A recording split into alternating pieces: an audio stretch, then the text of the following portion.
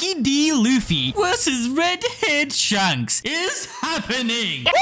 Yep, Oda just confirmed Shanks' goal to reach Laugh Tale, and now he's ready for all-out war. One Piece chapter 1076 revealed so much. From number 1, Eustace Kid is about to die. Number 2, Luffy's Gear 5 is not what we all thought. And number 3, the traitor amongst the Vegapunks is Vegapunk? What do you mean by that? Starting in the home of the most prideful warriors around, Elbaf, we come to a bar in a small port with a giant kid moping for none other than Red-Haired Shanks to take him on his adventures. But Shanks already been through this with Luffy, so he tells him, "You're a donut!" Come on, this kid. In fact, all of you two should instead be playing Honkai Star Rail, a new multi-platform space fantasy from the Hoyoverse, the same makers of Genshin Impact, one of the biggest RPGs of the year. Just like Luffy and the Straw Hats, you too can also visit new worlds, each with their own unique art style, based on different sci-fi themes. But no adventure is fun unless you have a great cast of characters along the way, right?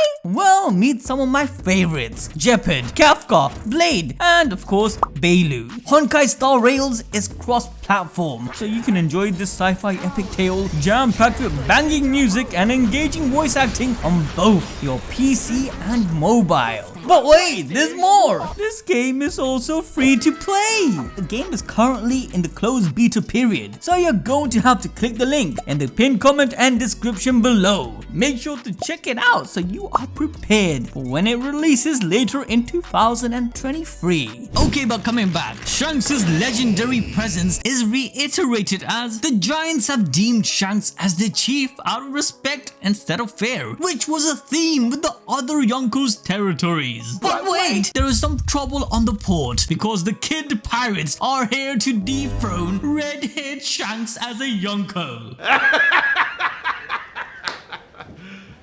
You serious? Yes, I'm dead serious. Just look at who we have. Eustace Kid with a bounty of 3 billion berries. Killer with his helicopter blades. Heat, Wire, Zig. You're telling me you don't know who they are? No. Like Heat? Come on, well he's the guy who... Who the f*** is that guy? Who the f*** is that? Yeah, wait, he did that thing. Wait, hold up.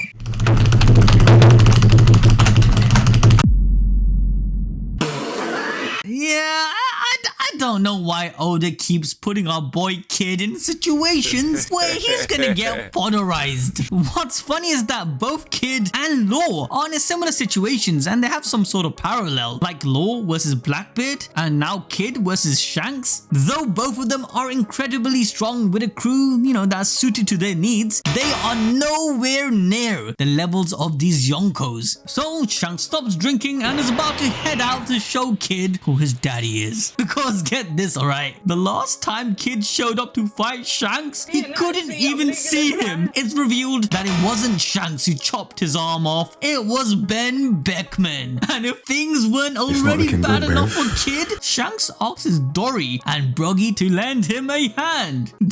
Get it? Because he doesn't have a hand.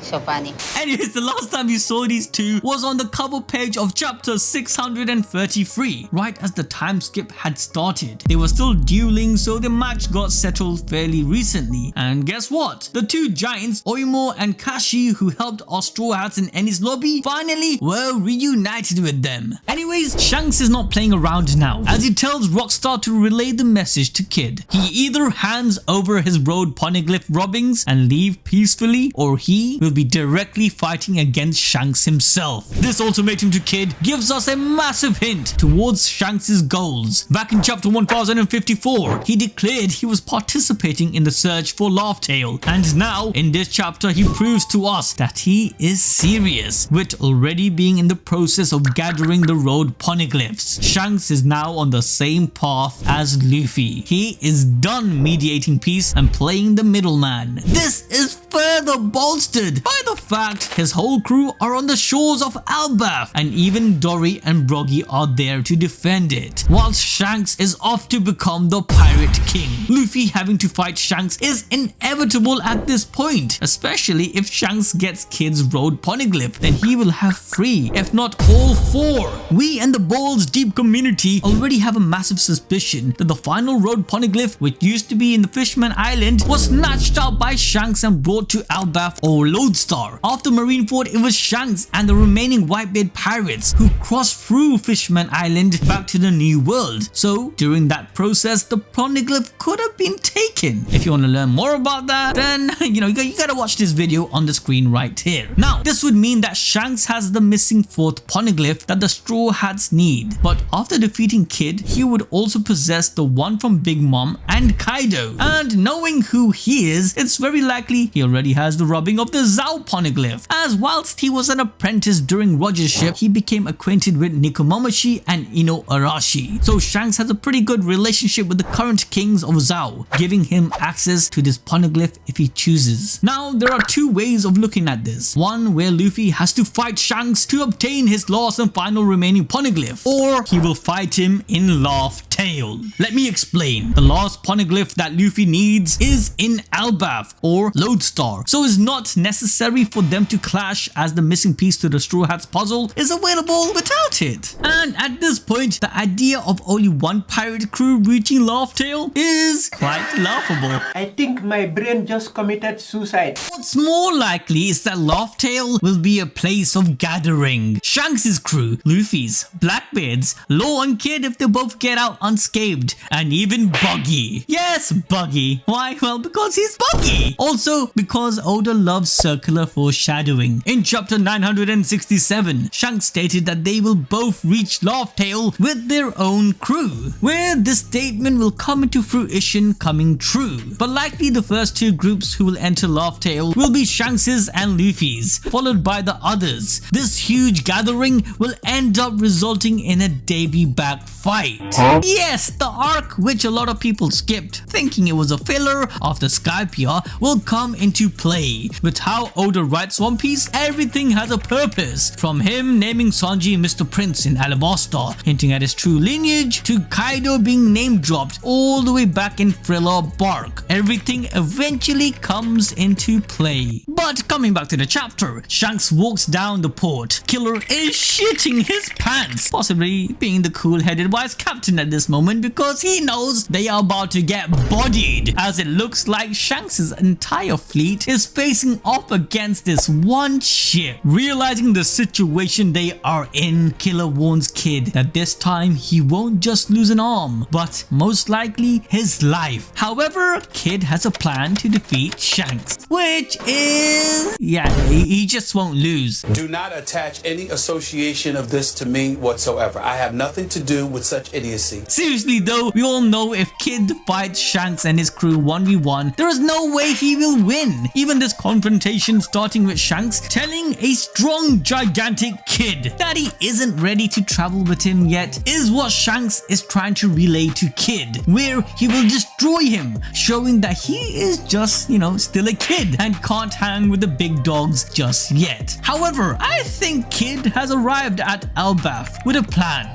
I don't even think he will actually bother fighting him, because even if Kid is hot-headed, he still cares about his crew and wouldn't jeopardize their safety when the cards are so stacked against them. For example, he didn't give up against Kaido for his crew's safety, and even before Kid left Wano, he was gonna go to the man with the bird mark, which seems to be Jaguar D Sol, who is coincidentally in Elbaf, or it could be Iceman Aokiji and made a deal to gank Shanks with the help of Blackbeard and his crew. This all might play into how Kid will survive through this ordeal. So for now, let's hold off on judging our boy too much, alright? What we should be judging instead are the Vegapunk satellites. Yes, coming back to One Piece's edition of Among Us, we moved to Egghead Island, where in our last video, we predicted that one of the Vegapunk satellites is a traitor, and this chapter confirms it. We spoke about how the memories of the Vegapunk satellites seems to have been manipulated, as Lucci wouldn't have brought up the missing CP0 agents for no reason. We also mentioned that Shaka out of all of them seemed the most sussy, but chapter 1076 might have thrown a huge curveball suggesting a more sinister traitor. But before I get into exactly who this is, we come to Zoro, who is very skeptical of Lucci's and Kaku's request about being set free so they can help in beating the Seraphims. But Kaku affirms in a very, comforting way that they'll let them be recuffed after, which Luffy instantly believes, of course. What an idiot. As Zoro proceeds to argue Luffy's idiocy, they are interrupted by S-Hawk attacking them at full speed, who we quickly learn has been granted the power of Daz's bones, or Mr. One's dice fruit. Kaku reiterates that they can't even fight back at full strength because they have to keep moving the CP0 agents out of harm's way, and it would be better if they were let loose. Now at this point we're all thinking, why doesn't Luffy just own these Seraphims with Gear 5? Well, that's because unlike what we all originally believed of Gear 5 having no drawbacks like the other Zoans, this power does indeed have a recovery period. And no, I'm not talking about that 22 seconds where Luffy turns from an old man back to his original state. And yes, Luffy was also able to use this power to prolong his Nika form against Kaido with the reactivation of the Drums of Liberation. But after that fight, he was out cold for nearly a week, and this arc reinforced the notion that Luffy does indeed get exhausted. Now regardless, Shaka interjects, asking the CP0 what their assigned mission was. Surprisingly, Lucci straight up says that it was to eliminate all 7 Vegapunks. This may seem stupid, but he was being very calculative here, as he believes that telling the truth is the only way to earn their trust. But the final straw in uncuffing them was hearing Nami scream from a distance, realizing that it's impossible to protect literally everyone, including 7 Vegapunks even for these 2. So Luffy activates his hidden big brain over 9,000 IQ. He literally goes balls deep and straight up questions Lucci. After they beat the Seraphims and Lucci realizing that he can't beat Luffy, he won't go around being a sore loser and go after his friends and Vegapunk, right? Like this motherfucker don't miss.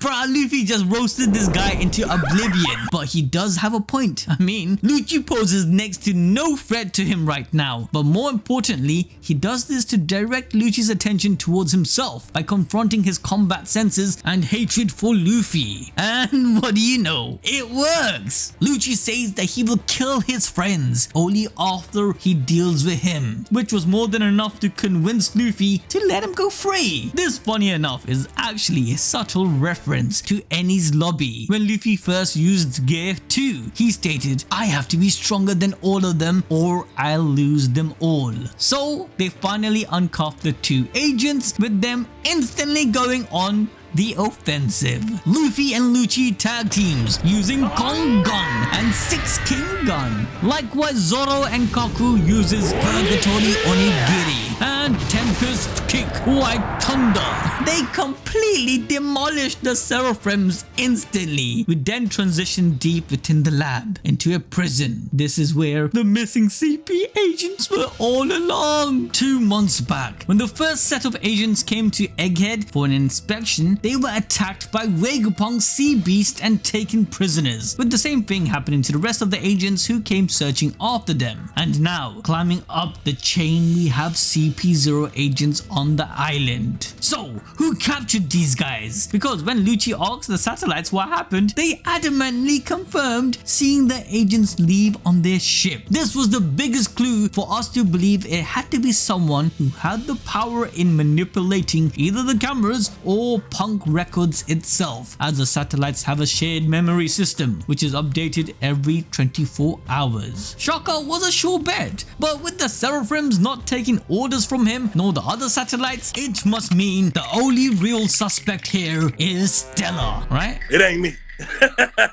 Ain't me. No, because Stella has also been thrown inside this prison too. Last time we saw him was just before Bonnie went inside Kuma's memories and Shaka couldn't see him on the cameras. But Stella seems to be the most innocent one, as he apologizes to the agents, saying that he didn't know so much shady stuff was going on right under his nose. He had been confused since the start, as someone leaked the word to the government about the poneglyph research they were conducting on the island. This gives us a better understanding on why the government wanted to kill Vegapunk, and now leads us to our next theory. The real traitor is none other than Vegapunk. Boy, ain't no way, boy. Yeah, he's still the traitor. I mean, come on, there's another 8 Vegapunk. Yes, you thought Lucci reiterating his target being 7 Vegapunks was a coincidence? Yes, well it wasn't, because Oda wanted to let us know that the numbers matter. And after chapter 1075, it became clearer that this 8 Vegapunk is a direct clone of Stella. This would explain why the satellites were unable to give the Seraphims overriding commands. Shaka even confirms this, as he states the reason they aren't listening would be due to already being given an order by a Vegapunk. Remember, the only authority above Vegapunk is a Gorosei member, and we know they are all residing in Marijoa, besides, Garcia, who is on his way. However, the biggest piece of evidence comes from Robin and Chopper coming across a section of the lab dedicated to cloning Vegapunks and organs. So a Stella clone being created isn't too crazy, rather it's a foreshadowing. This 8 Vegapunk might be a true representation of the bad side of scientific advancements, where this clone has gone rogue and wants to control punk records, replacing the real Stella. This chaos was a perfect opportunity to enact his plans by using the Seraphims to destroy all the other satellites. Let us know what you guys think. Who is the true traitor? Is there an 8 Vegapunk? It makes sense. Let us know down below, and don't forget to smash the like button and subscribe if you haven't, ding the notification bell, and of course watch this One Piece playlist right here.